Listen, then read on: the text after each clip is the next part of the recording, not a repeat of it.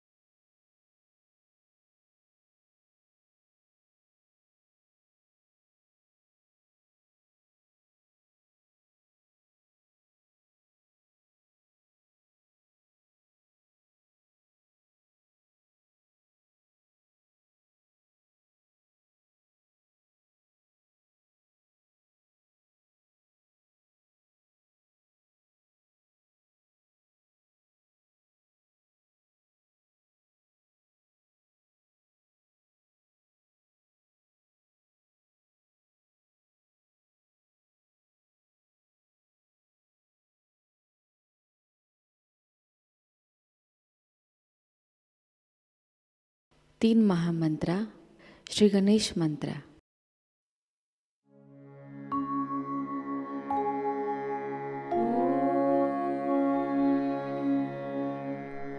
त्वमेव साक्षात्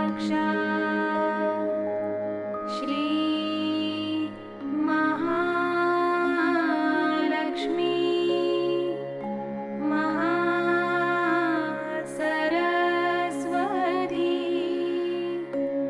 मा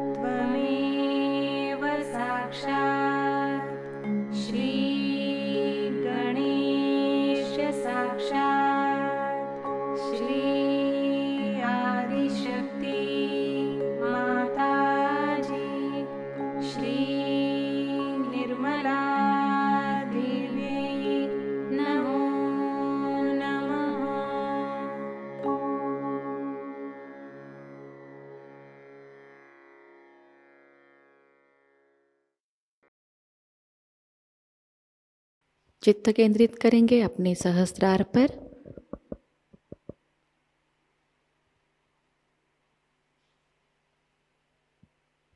परम पूज्य श्री माताजी कृपावंत होकर हमें निर्विचार अवस्था प्रदान कीजिए। श्री माताजी कृपावंत होकर हमें निर्विचार अवस्था में स्थिर कीजिए।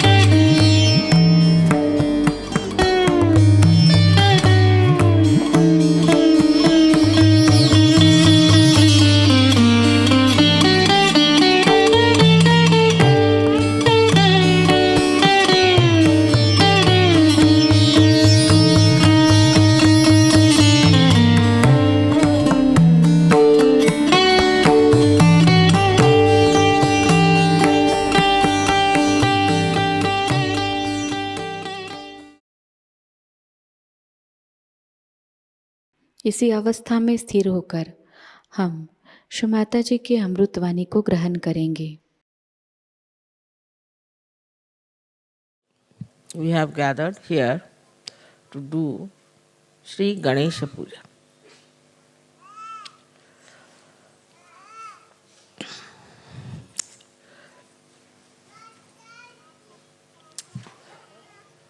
The first deity that was created by the Adishakti was Shri Ganesh. Because it was necessary first to create the deity of principles. The deity of principle in the sense that whatever is created, whatever is there, as called bhava, whatever has been so far created, up to human level, everything had to be through the implanted mechanism of energy. Otherwise, nothing could have been created.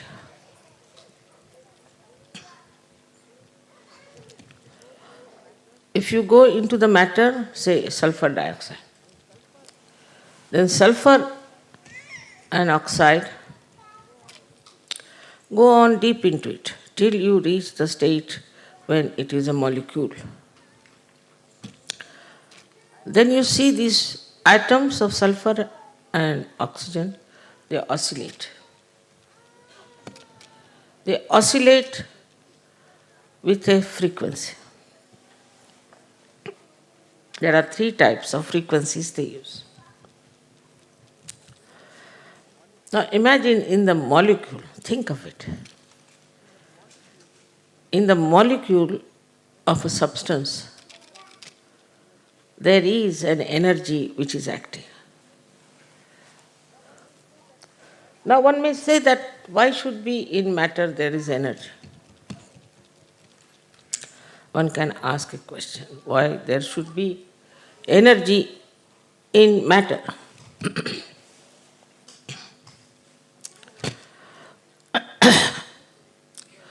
If there was no energy in the matter, how can you have all chemical compounds? Who pushes them? Say you have sodium chloride. Sodium and chloride are attached to each other. But if the chloride has to go to some other atom, then who does that? There has to be some energy which is absolutely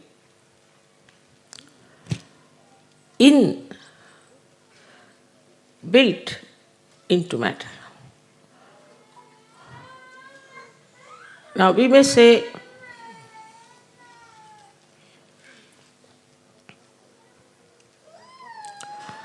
that what about water? You know water has energy. That's how we have hydrostatics. Even coal, even stones, all of them have got energy within themselves. And it is all controlled by the principle of Shri Ganesha. So though he is such a small, tiny little child, how great is his work and how much he has to work out. Now from matter you move, say, to living plants, then to animals, then to human beings. And everywhere his energy works. At the level of matter they might call it electromagnetic. But potentially it is the energy of Shri Ganesh which is electromagnetic at that point. Then it starts evolving, growing. That's how we have different stratas of energies that we see in different growth of the evolution.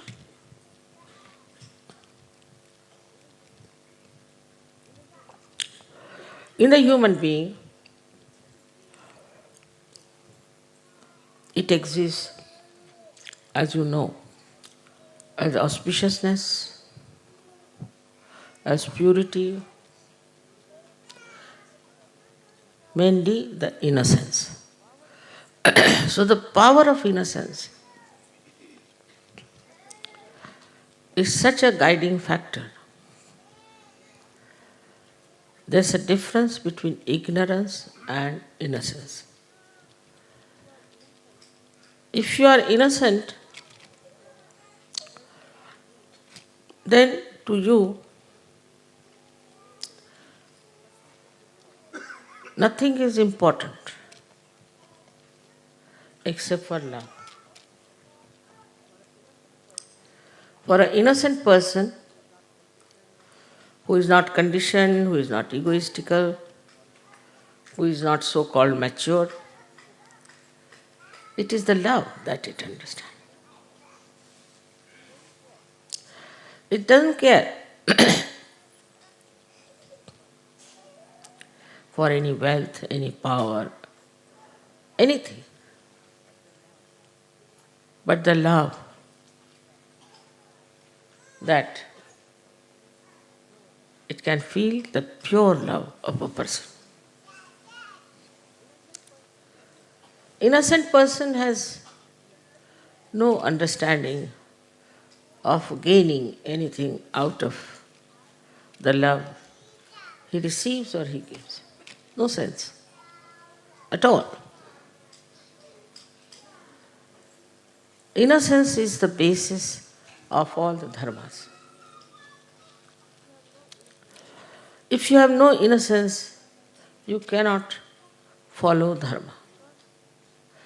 Because if you are dharmic, it is maybe a mental attitude, maybe egoistical, maybe because you are born in a religion, because somebody has told you about it.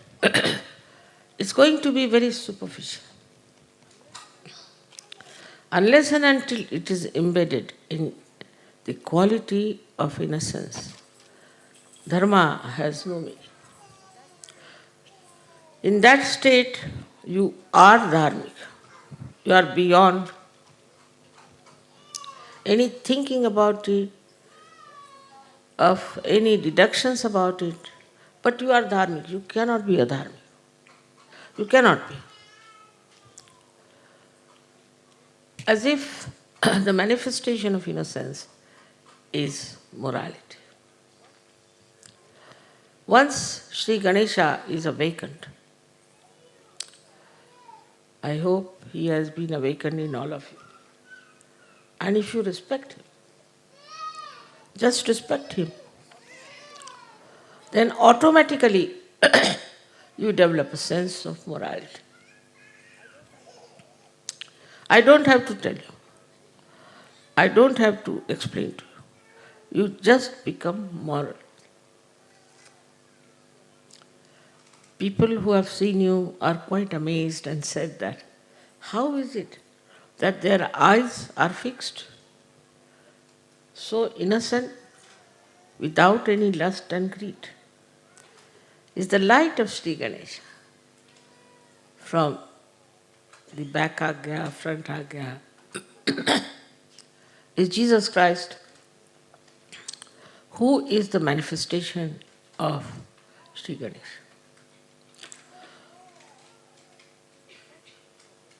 It is impossible for Western mind to understand that Jesus Christ was purity. They can't understand. And they have criticized him and said horrible things against him. Somehow he is forgiving them. But one thing about Sri Ganesh is that he worships his mother. Motherhood is very important. Motherhood in the women, motherhood in the father, and also in the children, has to be accepted as the mainstay of family life and society.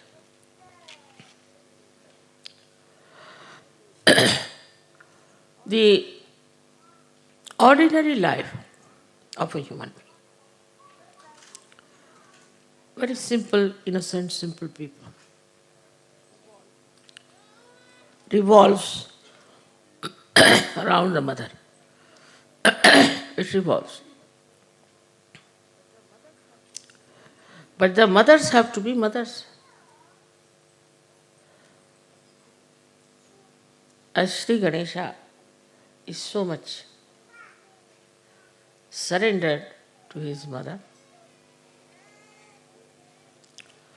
and who is his mother is Adishakti. He does not know anybody else,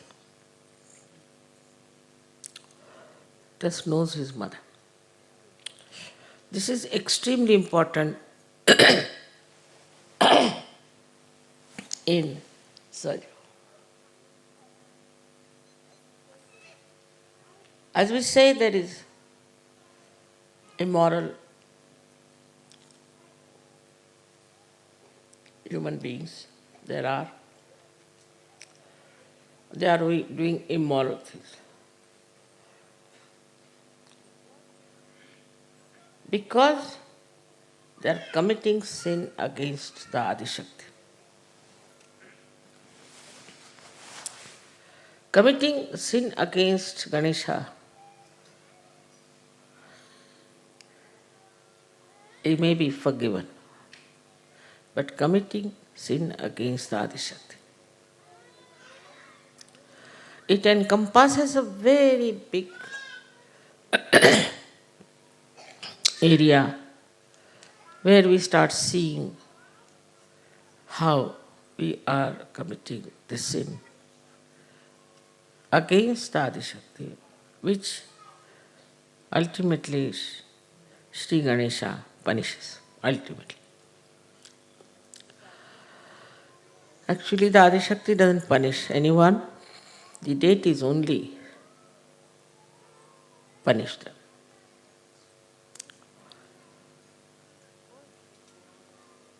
First and foremost thing that is to be understood, that innocence should be respected.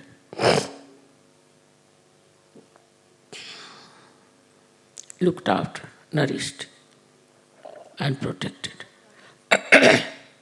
That's why I'm very particular about the children. Children should not be exposed to the public.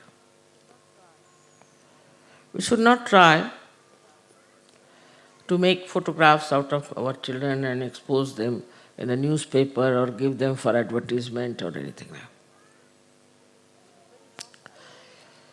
It's a very wrong idea to expose your children.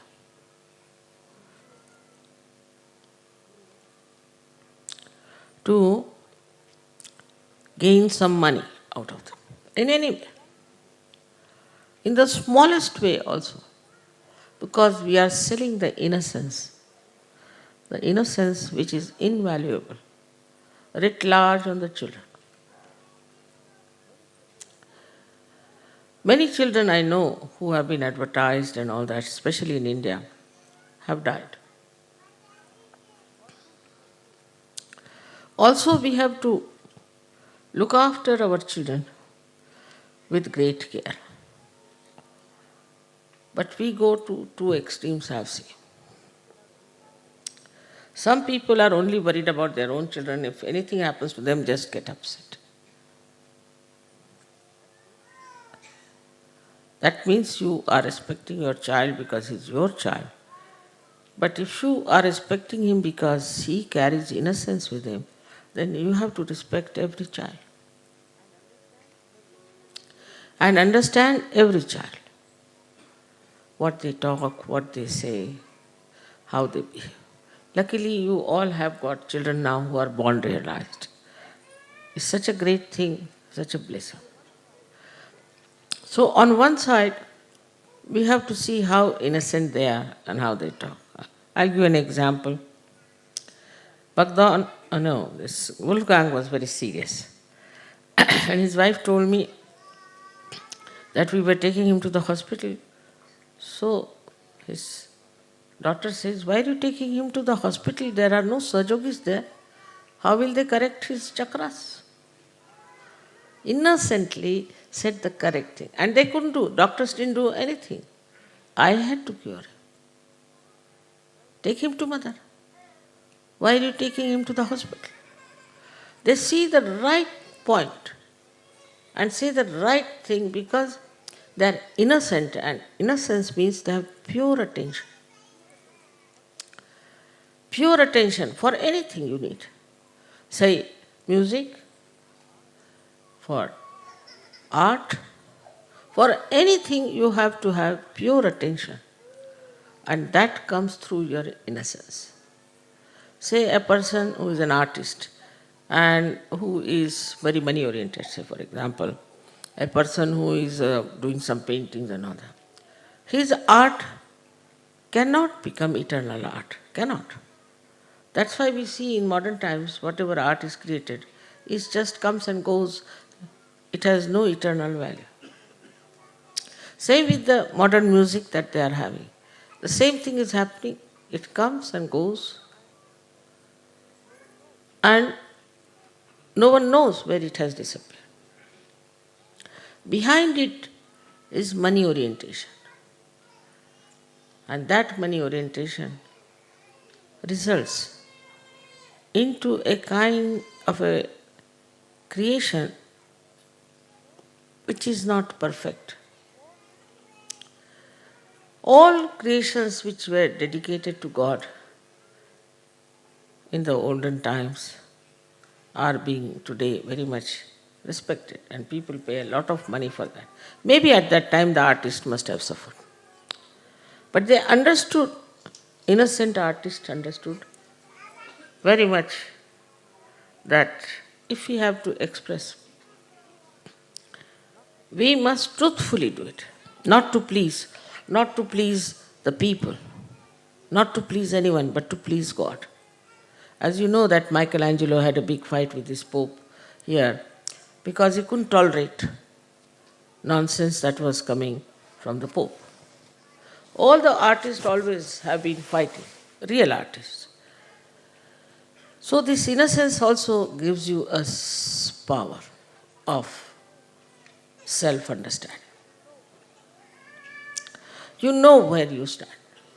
A person who is innocent knows very well that he is standing on the pedestal of virtues. He should not give in to all kinds of nonsensical things which are very popular, maybe fashionable, maybe accepted. For what? For what are we going to sacrifice our innocence? What is our gain? Maybe some people are too brilliant and they may try to show off with their brilliance for a short time, but they don't remain in the eternal history. They go as egotistical people or as very dishonest people. Nobody respects them. So there is a big attack on the innocence of people. Big attack. First it comes from children. As you see this nonsense that is going on, which we hear about, I can't even understand why they do it.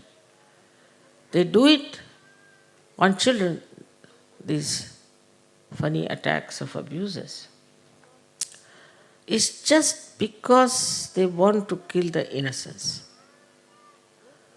Perhaps those who do it have no innocence in them, and they don't want the children to have any innocence left in them. Otherwise, in India is something we can't understand, really, we can't understand.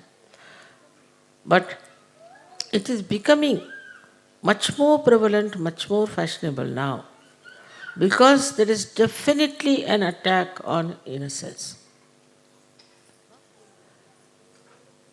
Not only on children, but even on people who are innocent.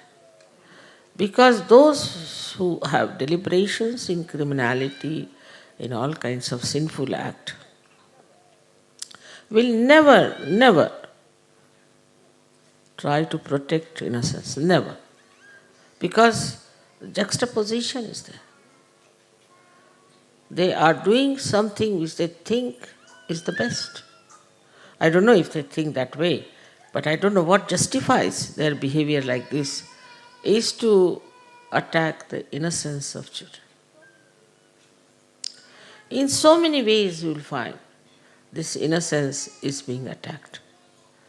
If your children are doing well, if they are studying well, somebody might try to catch hold of them. If some person they find is an innocent person, they will try to put him into trouble. The innocence is itself is such a power that it challenges the hatred, the abusive nature of people.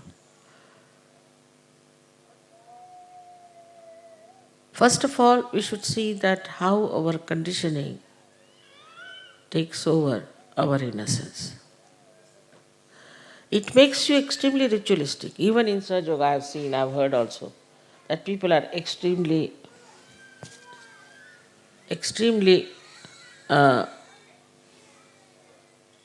Sean, where is it?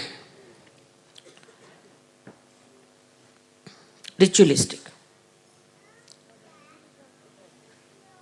Now the ritualism is like this, that you have to say something 3 times, you say 3 times, 7 times, like tied up people. I've seen some Sahajogis like that. And some Sahajogis, I think they must be bhutish, get frightened with me. What is there to be frightened of me? Because they are bhutish, they are getting frightened. Otherwise, why should you? I love you all, and you won't find a greater, mild guru than myself. I don't think so. But they are afraid. Even if you look at them, they'll not smile, they'll be afraid. What wrong have you done? You have become Sahajogis. They are so ritualistic in everything. So one should understand a difference between a protocol and ritualism. Our innocent child knows the protocol. I remember there was a child who came to see me in Oxted. And I said, let's go upstairs. So it was a small little staircase of wood. He said, what? Is she going to go up without a red carpet? This came into his head. You see. So for children, you see, innocent children, the worship, everything is not ritualistic. It is heartfelt. You feel it from the heart. How to do the worship. How to show your love is very sweet way an innocent person does it. While a person who is very ritualistic, he may even beat another person because, why did you do this? You should not have put camphor in it. Why did you put the camphor? So it's very wrong. There's nothing wrong. If you do it with your heart, with your open heart, innocently, anything is all right. It is the open heart which is necessary, not the closed heart. Why did you do it? Why did you do it? Where did you sit? What happened? Nothing. Now you are in the kingdom of God. And here there are no such rules and regulations that you should be ritualistic. But everything has a double style. Now I say you need not be ritualistic. So, once I went into an ashram, I found everything was just like a pigsty. I said, what's this? Is this an ashram? Or what is it? So they said, Mother, you told us that you have to be innocent and you don't have to be ritualistic. So we thought, throw all the things wherever you feel like, what is there to be ritualistic? It's a very common thing with all the ashrama people, leaders tell me that Sahajogis have no sense at all of looking after the cleanliness of the ashram. They are least bothered. If it is their house, they look after. But if it is an ashram, they do not. It's very surprising. And I have seen, or I have heard, that the ashrams of bhutish and false gurus are absolutely spick and span. Really. It's very surprising. And even here in Cabella, people were telling me that they are living like animals. I said, animals are innocent, you know.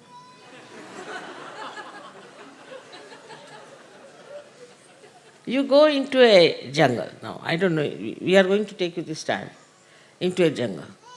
You will have no smell, no horrid things to see, nothing. It's very clean, spick and span, all the time. But you put one human being, you will immediately know there has been a human being. They have their own systems of keeping things clean. Even the tiger, who is an innocent thing. Up to animal stage, you are innocent. He has his own styles. I don't know if you know about a tiger or not, but a tiger will kill an animal because he has to eat after all. He's supposed to only eat animals, he doesn't eat grass. What to do? He's not a vegetarian. God has made him like that. So he accepts.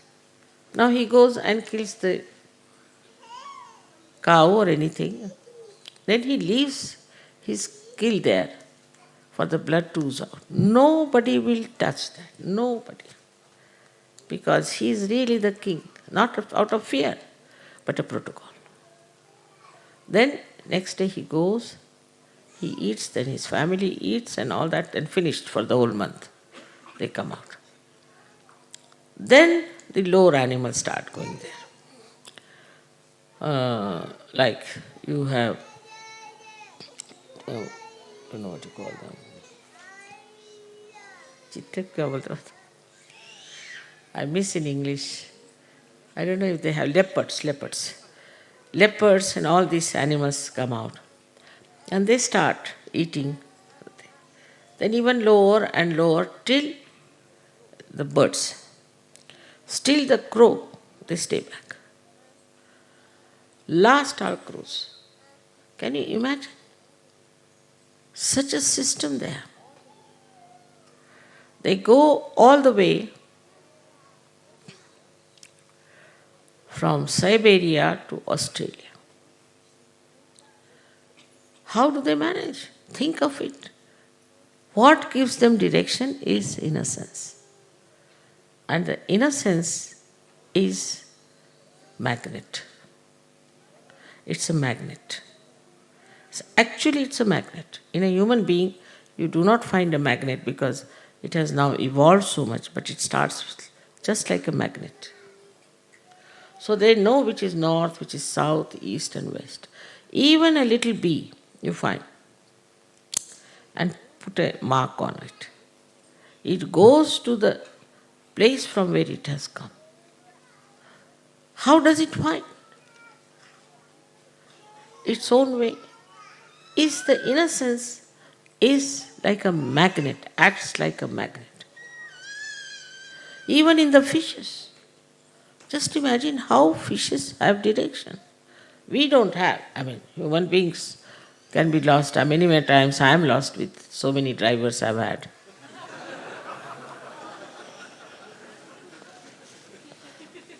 So many times I've been lost.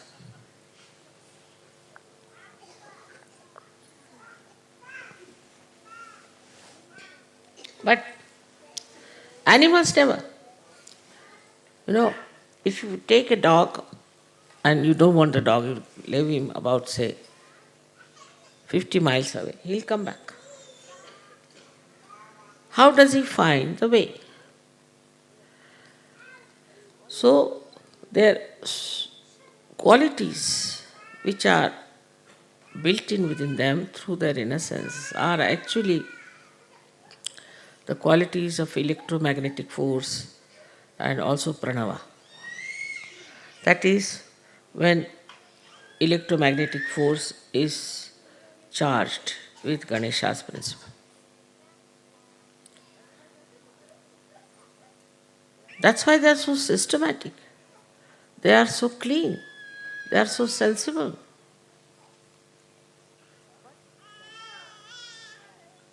But they are not ritualistic. They are not ritualistic. Whatever God has given them, they have accepted, they are bound by that. They are bound and they live with that boundary. Even if you go up to the stage of animals which live with human beings, they too are very affectionate. They just want love, nothing else. See, one day if you do not care for your dog, he will just not eat his food. Not eat his food. You wouldn't care for the food. It is so remarkable, even I have seen among children, how they just want love.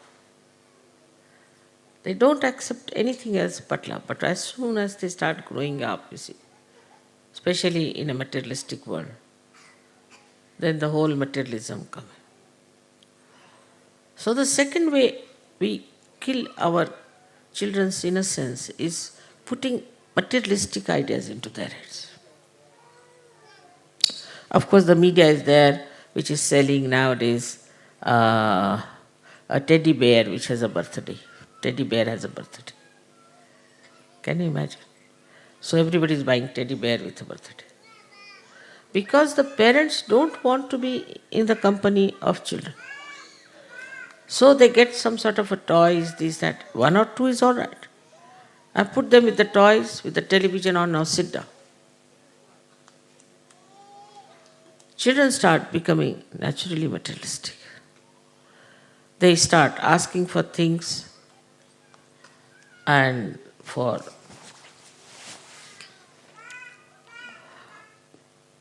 demands of such kind that sometimes one is surprised.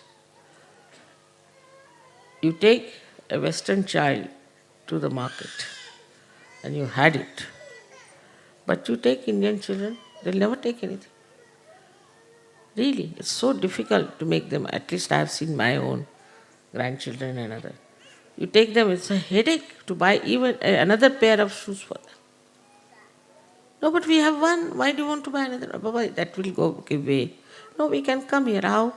We can come in the car or else we can walk. But you will have no shoes, nothing. One is all right. Why to have two? You give them money, they'll buy one small little thing and come.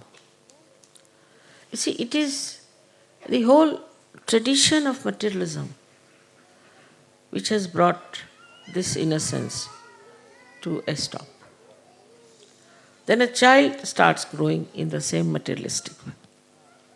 He starts judging people like how many cars you have. See, they are so stupidly materialistic that I went to Boston and the television people asked me how many Rolls Royces you have. I said, I don't have any.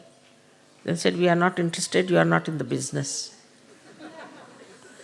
This is what is now the mind of people in the West who have grown up. But even the children, today they want this, tomorrow they want that. All the time there's a competition for materialistic things. Asking for this, asking for that. Just imagine what a race will be there after some years when there'll be just people who will be only worried about collecting things and buying things. I mean, buyers and sellers, nothing else. So you have to be very careful with your children that you do not pamper them. Do not get too much worried about them. Do not keep them on materialistic level. Find out. If they are going on a materialistic level, bring them down. It's very simple to do that. And one has to work it out because we have to save our children and their innocence. Now for the other Sahajogis who are grown up and who are very mature.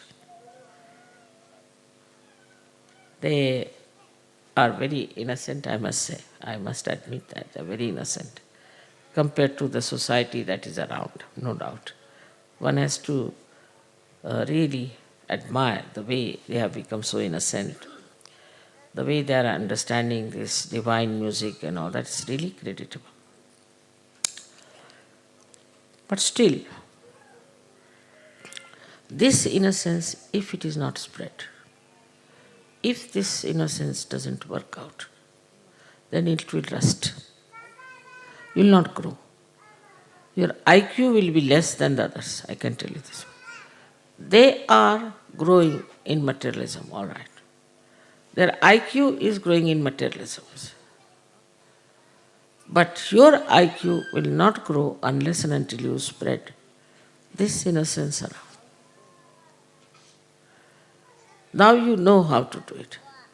It is the power of Kundalini with the help of Sri Ganesha.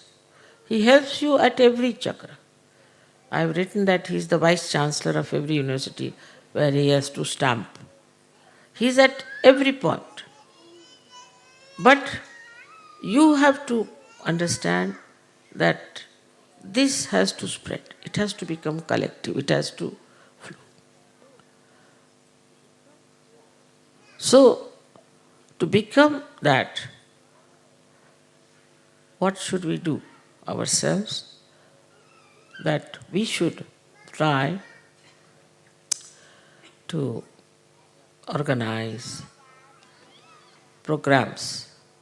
While people will be enamored by your innocence, no doubt, they'll be surprised, how are you so innocent? How can you be so nice in these modern times? No doubt about it. But in that, doing that so, try to be innocent yourself. You should not be cunning, you should not be smart. You should not try to show that you are very brilliant or anything. Because the ego might in between come and try to put ideas into your head. It's better to show that you are innocent and to be innocent inside. The whole inner being can be really charged with the energy of Shri Ganesha, no doubt. And the outer life becomes innocent. Becomes innocent. I don't know banking, I don't know money, I am quite bad at everything, all right, at worldly things. But I'm not cunning, I'm not sort of smart, you can see. But still things are working out because of the inner power that one has. So depend on your inner power and manifest it outside. Inner being, which is Ganesha, is the same in all of us. The whole system is the same in all of us. Chakras are the same in all of us. Only thing we have to keep our innocence absolutely free of all this worldly nonsense like a fashion, this, that. Immediately you will find that your being will manifest. Being will manifest. Now just think of a simple thing like that. I am an Indian. And nobody knows me. But whenever I have my lecture, I have at least 5,000 to 6,000 people. How? How do they come to my lecture like that? Anywhere in the whole world, minimum. Sometimes even much more. What's so special? So when handling the people, we are Sahajogis, we are saints. We have to talk to them like saints. We have to behave like saints. And they should in no way feel that we are cunning or we are interested in something else. So, once you start doing that, flowing your innocence, all the gods and goddesses will help you. Your creativity will be 1,000 times more than normal.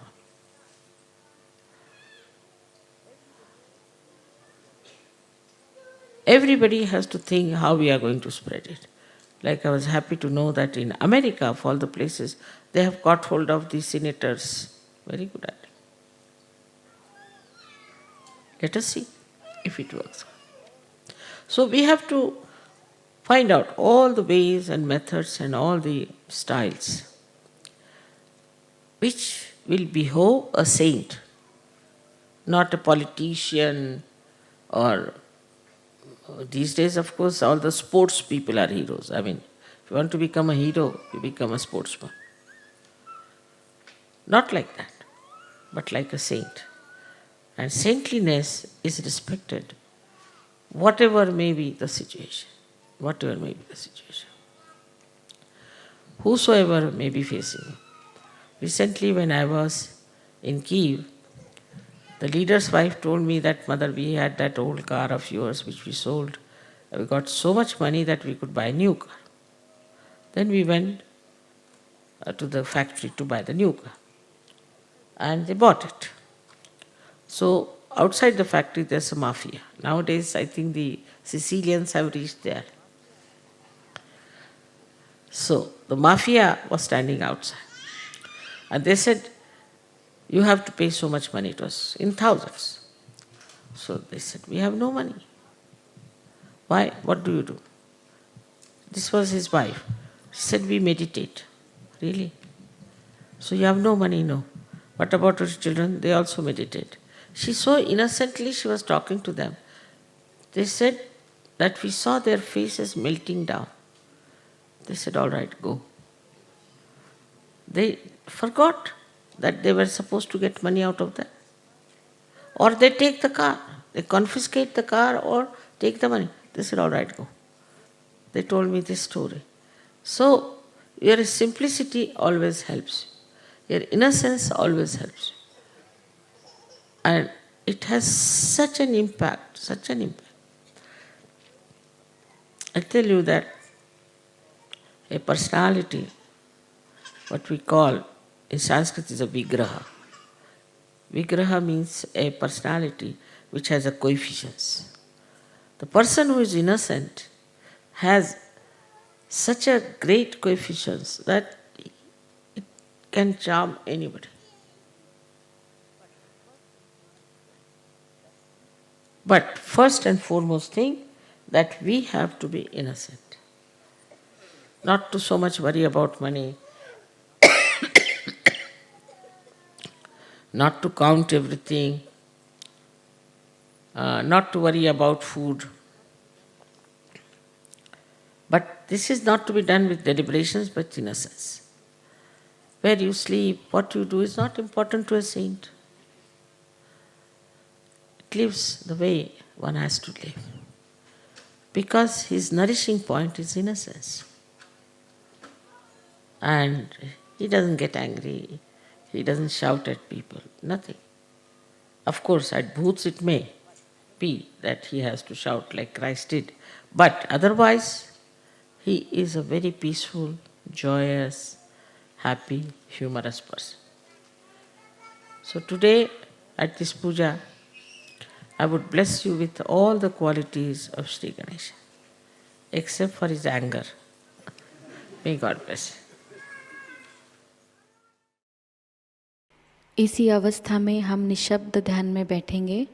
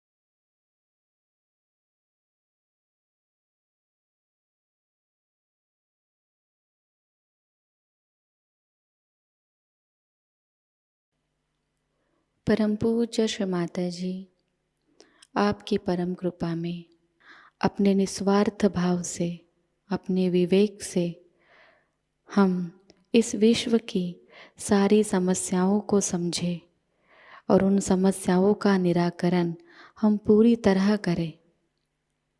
परम पूज्य श्री माता जी, आपकी परम कृपा में हम कभी भी किसी अशुभ और अधार्मिक संस्कृति का, अधार्मिक विचारों का और अधार्मिक लोगों का स्वीकार ना करें। परम पूज्य श्री माता जी, आज का यह सामूहिक ध्यान हम आपके श्री चरणों पर समर्पित करते हैं। कृपावंत होकर हम सबको और इस संपूर्ण विश्व को आशीर्वादित कीजिए। श्री माता जी को प्रणाम करेंगे और सामूहिकता में कुंडलिनी चढ़ाकर बंधन लेंगे।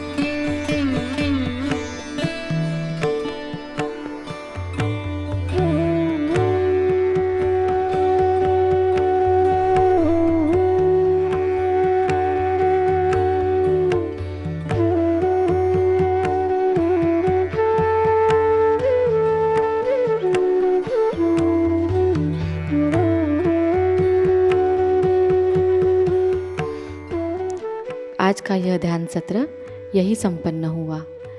जय श्री माता जी।